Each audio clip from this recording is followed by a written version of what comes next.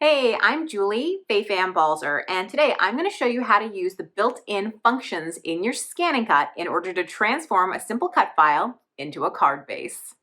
From the home screen, I'm going to choose Pattern, go into all these different sort of fancy patterns.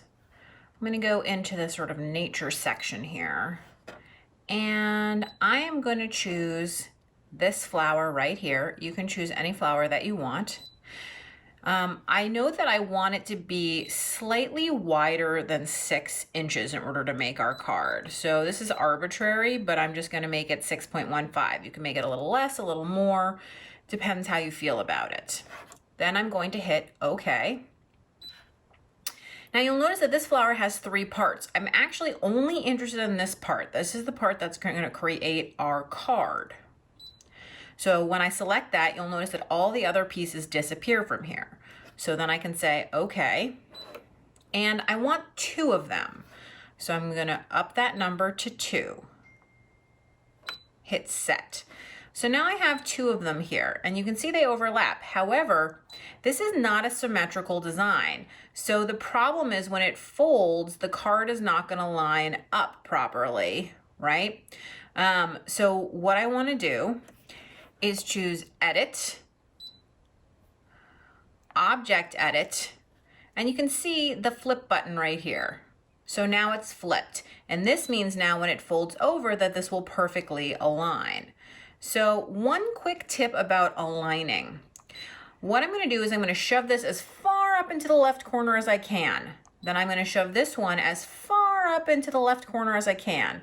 So now I know that they're aligned at the top and they're as far enough away as possible. The other thing you'll notice is that they overlap slightly. That's why we made them slightly wider than 6 inches so that they would overlap. That's going to create the hinge of our card. But now we need to select both parts and weld them together. So I'm going to say okay. This is the selection tool.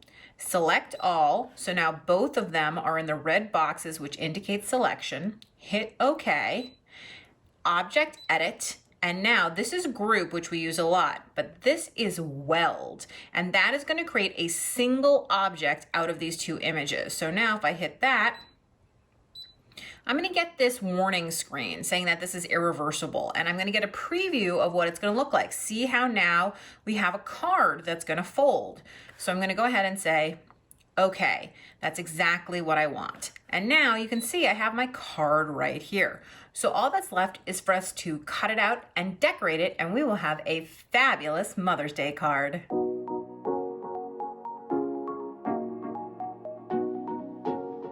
Now that it's done cutting, the only thing left for me to do is to fold it in half. And now you can see why we flipped it, because those 2 halves line up perfectly. Now I have my beautiful card. It actually will stand up by itself. So now I'm simply going to take my embellishment, place it on my card. And now I have this absolutely beautiful, totally original Mother's Day card. I can write a beautiful message to my mother inside, and it was all created from a very simple built-in shape. I hope you enjoyed this tutorial. For more tricks, tips, and tutorials, be sure to check out my blog at balzerdesigns.typepad.com. Subscribe to my YouTube channel, and of course, don't forget about the ScanNCut website at ScanNCut.com.